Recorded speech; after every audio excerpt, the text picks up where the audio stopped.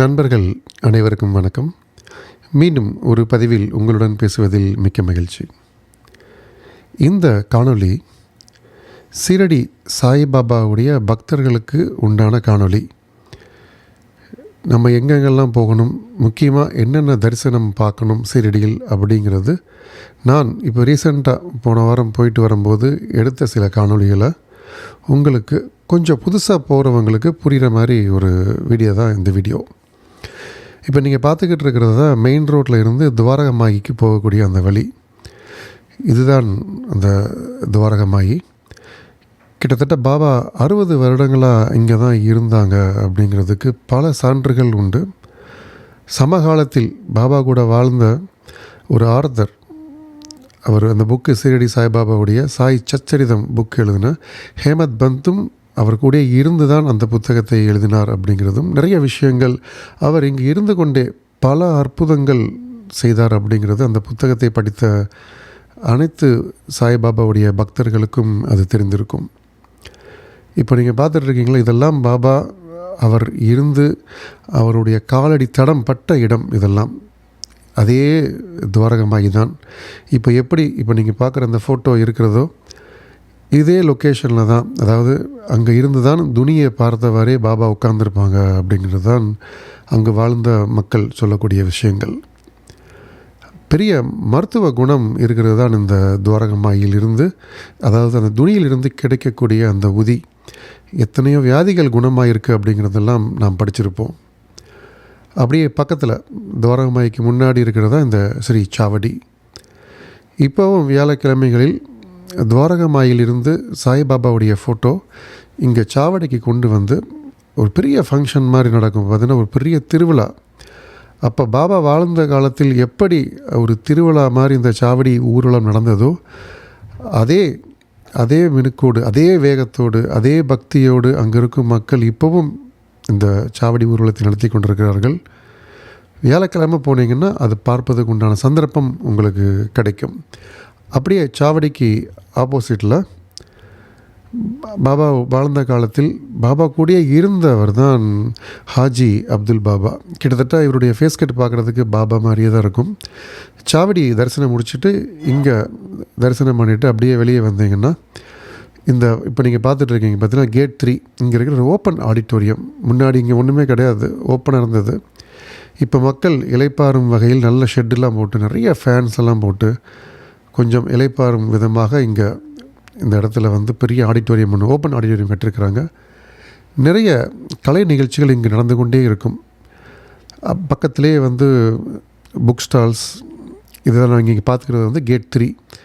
இப்போ நான் பாபாவுடைய சமாதி மந்திர் அமைந்திருக்கக்கூடிய அந்த இடம்தான் இப்போ நீங்கள் பார்த்துட்டு இருக்கக்கூடிய அந்த கலசம். பாபா உயிரோடு இருக்கும் பொழுதே ஆரம்பிக்கப்பட்டது தான் இந்த கட்டடம். கிட்டத்தட்ட கிருஷ்ணருக்காக செய்ய வேண்டிய இந்த கோயில், அவருக்காக படைக்கப்பட்ட இந்த கோயில், கடைசியில் பாபாவுடைய சமாதி அங்கு அமைக்கப்பட்டு கிருஷ்ணர், அதாவது முரளிதரன் அப்படிங்கிற அந்த சிலை வந்து இப்போ உள்ளே இருக்கிற மியூசியத்தில் இருக்குது, பாபாவுடைய மியூசியத்தில். இந்த என்ட்ரன்ஸ் வழியாகவும் போகலாம், ஆனால் மொபைல் எதுவுமே அலோடு கிடையாது. சீரடிக்கு போகிற யாருமேவும் அந்த மொபைல் ஃபோன்ஸோ, அந்த ஆப்பிள் வாட்சோ, கேமரா, லேப்டாப் எதுவுமே அலோவ் கிடையாது இங்கே போகிறதுக்கு. நல்ல ஒரு வைப்ரேஷன் இருக்குது இந்த இடத்துல. நம்ம நிற்கும் பொழுதே பார்த்திங்கன்னா நமக்கு உடம்புல ஒரு சிலிர்ப்பு, ஒரு மெய் சிலிர்ப்புமாங்கள்ல, புல்லரிக்கும். அந்த மாதிரி ஒரு அனுபவம் வந்து நாம் இந்த இடத்துல நிற்கும் பொழுது கிடைக்கும். அது பொதுவாகவே துவாரகமாயியோ, சமாதி மந்திரோ, சாவடியோ எங்கே இருந்தாலும் நமக்கு அந்த இடத்துல ஒரு நல்ல ஒரு பாசிட்டிவ் வைப்ரேஷனை நம்மளால் உணர முடியும். அந்த பாசிட்டிவ் வைப்ரேஷன் அப்படிங்கிறது எங்கே இருந்து, அந்த சீரடியில் நீங்கள் எங்கே உட்காந்து தியானம் பண்ணாலும் நல்ல ஒரு ஆழ்ந்த தியானத்திற்கு செல்லக்கூடிய ஒரு அனுபவம் அங்கே கிடைக்கும். இது ட்ரஸ்டுடைய புக் ஸ்டால். அந்த புக்கு, அதாவது சிவப்பு கலரில் இருக்கும் அந்த புத்தகம் தான் பாபாவுடைய உண்மையான சாயி சச்சரித்திரம். வேறு யாராவது நிறைய ஆத்தர்ஸ் எழுதியிருப்பாங்க, அதெல்லாம் வந்து திரிக்கப்பட்டு நிறைய தவறான விஷயங்கள்லாம் அதில் இருக்கும். பாபாவுடைய வரலாறை படிக்கணும் அப்படின்னு நினச்சிங்கன்னா இந்த புக்கு தான் சரியான கரெக்டான ஒரு புத்தகம். வேறு எதுவும் வாங்கி படிப்பதற்கு அது உங்களுக்கு நேரம்தான் விரயம். இங்கே தயவுசெய்து புக்கு வாங்கினீங்கன்னா கரெக்டாக நீங்கள் வாங்கி படிங்க. சுற்றி எல்லா இடத்துலையும் டொனேஷன் கவுண்டர்ஸ் இருக்கும். ஏன்னா ஷீரடிக்கு வர்ற அத்தனை பேர்த்துக்கும் காலை 10 மணி முதல் மாலை வரை அன்னதானம் நடந்து கொண்டே இருக்கும். அதற்கான அந்த டொனேஷன் கவுண்டர்ஸ் அங்கே இருக்குது. ஷீரடியில் இருக்கும் அந்த ட்ரஸ்ட்டுடைய ஹாஸ்பிட்டலுக்கும் ஃப்ரீ அங்கே தான், 10 ரூபா நினைக்கிறேன். அதனால் அதுக்கும் அந்த டொனேஷனில் வந்து பே பண்ணணும்னு நினைக்கிறவங்க டொனேஷனாக கொடுக்கலாங்க. அதுக்கு உரிய ரசீது அங்கே ட்ரஸ்ட்டால் கொடுக்கப்படும். கூடையே சேர்த்து உதியும் பிரசாதமும் கையில் கிடைக்கும். இதில் பார்த்திங்கன்னா நம்ம துவாரகமாய்க்கு பின்னாடி இருக்கிறதுல ஒரு பெரிய நோட்டீஸ் போர்டே போட்டிருப்பாங்க, என்ன அலோவ் பண்ணுறாங்க எது அலோவ் இல்லை அப்படிங்கிறதுக்காக. அந்த கேட் இப்போ நீங்கள் பார்த்துட்ருக்கீங்க பார்த்தீங்கன்னா அது எக்ஸிட் கேட். ஷார்ட்கட்டாகவும் பாபாவை தரிசனம் பண்ணிட்டு வரலாம். அந்த இடத்துலேருந்து முன்னாடி கூடி போயிட்டு மொபைல் எதுவும் இல்லாமல் இருந்தீங்கன்னா போயிட்டு வரலாம். இது நீங்கள் பார்த்துட்ருக்கிறது ஹனுமானுடைய கோவில். இது பாபா இங்கே அடிக்கடி வந்து போனதாக அந்த புத்தகத்தில் எழுதப்பட்டிருக்கும். நிறைய ஒரு சுற்றி பார்த்தீங்கன்னா நீங்கள் எல்லா இடத்துலையுமே பாபாவுடைய முகம், பாபாவுடைய அந்த வைப்ரேஷன் உங்களால் பார்த்துக்கிட்டே இருக்கக்கூடியும்.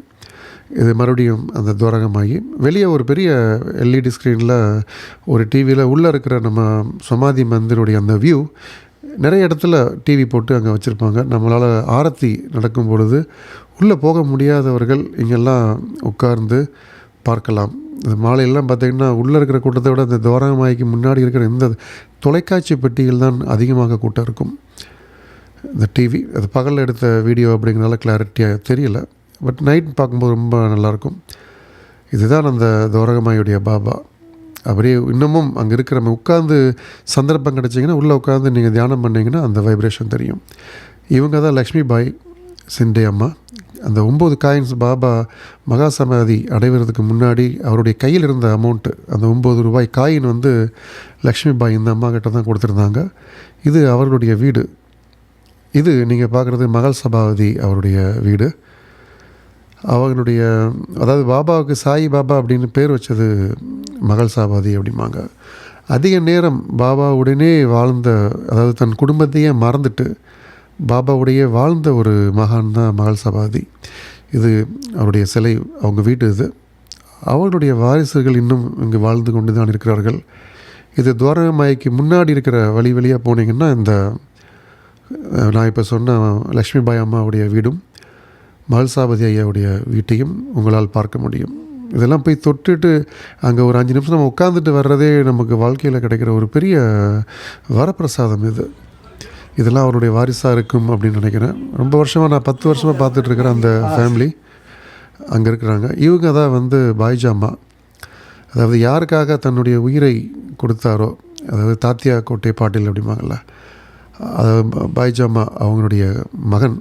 அவருடைய உயிரை காப்பாற்றுவதற்காகத்தான் பாபா தன் உயிரை மறித்தார் அப்படின்னு சொல்லுவாங்க. இது ஷாமா, மாதவராவ் தேஷ்பாண்டே அப்படின்னு சொல்லக்கூடிய ஷாமா அவங்க வீடு. நாங்கள் 2022 போகும்போது அவருடைய மருமகள் இங்கே இருந்தாங்க. 2 மாதத்துக்கு முன்னாடி அவர்களும் இறைவனடி சேர்ந்தார் அப்படிங்கிற நியூஸ் நாங்கள் போன வாரம் போகும்போது தெரிய வந்தது. இது அவர் வீட்டுக்கு உள்ளே போயிட்டு வந்த சந்தர்ப்பம் எங்களுக்கு கிடைச்சது 2022. இதெல்லாம் போய் தொட்டுட்டு வந்தாலே பெரிய புண்ணியம். அந்த ஃபஸ்ட்டு சீரடிக்கு போகிறவங்க துவாரகமாகி தான் முதல்ல பார்ப்பாங்க. ஏன்னா அந்த இடத்துல வைப்ரேஷன் ரொம்ப அதிகமாக இருக்கும். இந்த நிறைய பூவெலாம் கொடுக்குறாங்க, விருப்பப்பட்டவர்கள் வாங்கலாம். ஏன்னா எதுவுமே உள்ள அளவு கிடையாது. அது விருப்பத்திற்காக, அவர்களுக்காக, சரி பாபாவிற்காக அவருடைய தொண்டு ஆற்றுறார்கள் அப்படிங்கிறதுக்காக நீங்கள் வாங்கலாம். ஒழிய உள்ளே எங்கேயுமே வந்து அளவு பண்ண மாட்டாங்க, அதாவது கையில் வாங்க மாட்டாங்க. உள்ளே வந்து நம்ம சமாதி மந்தில் இருக்கிற பாபா மேலேயோ எந்த இடத்துலையுமே வந்து நாம் பறைசாற்ற முடியாது பூவை. இது ஒரு ஹோட்டல், சவுத் இந்தியன் ஹோட்டல். இவங்க மெட்ராஸ் ஃபேமிலி. இங்கே இருந்து தான் பாபாவிற்கு அபிஷேகம் பண்ணுறதுக்கு, இப்போ நீங்கள் பார்க்குறீங்கள இந்த கூஜா, இதில் தான் டெய்லி வெந்நீர் எடுத்து செல்லப்பட்டு காலையில் 4 மணிக்கு பாபாவுக்கு அபிஷேகம் செய்யும் பொழுது, இப்போ பார்க்குறீங்களா இந்த ஐயா, இவருடைய வம்சம்தான் காலகாலமாக இந்த தொண்டை செய்து கொண்டிருக்கிறார்கள். பாபா இருக்கும்போதும் இவர்கள் செய்தார்கள் அப்படின்னு கேள்விப்பட்டிருக்கிறேன்.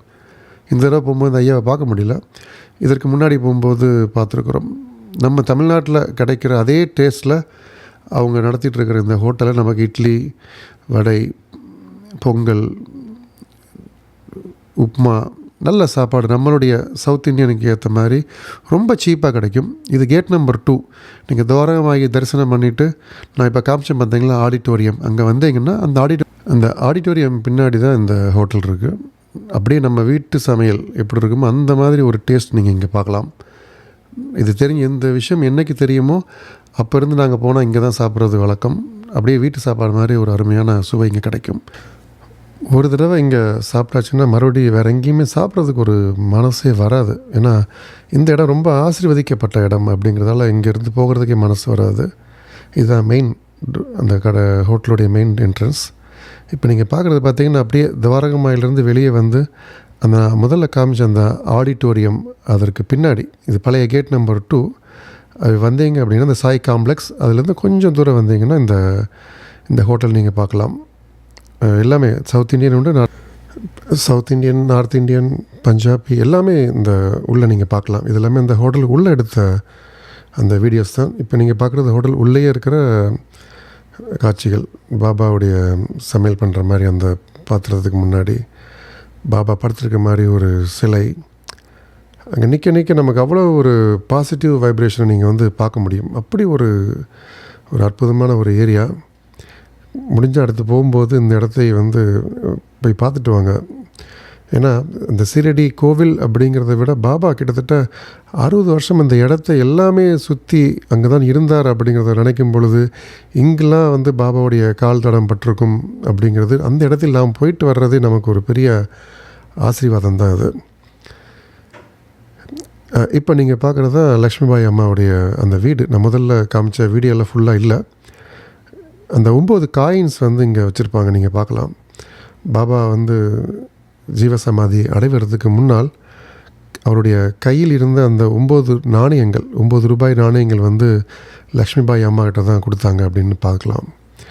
ஏன்னா நான் 2013-14 இந்த கோயிலுக்கு வரும்பொழுது நிறைய நம்ம சவுத் இந்தியாவிலேருந்து யாராவது ரெஸ்டாரண்ட் ஆரம்பிக்கிறாங்க அப்படின்னா அதில் நல்ல ஒரு உணவு சுவையாக இருக்கணும், ஆரம்பிக்கக்கூடிய அந்த தொழில் நல்லா இருக்கணும் அப்படின்ட்டு இங்கே வந்து நல்லா வேண்டிட்டு, அதாவது இந்த அம்மாக்கிட்ட வேண்டிட்டு போனதெல்லாம் நான் நிறைய முன்னாடி நான் பார்த்துருக்குறேன்.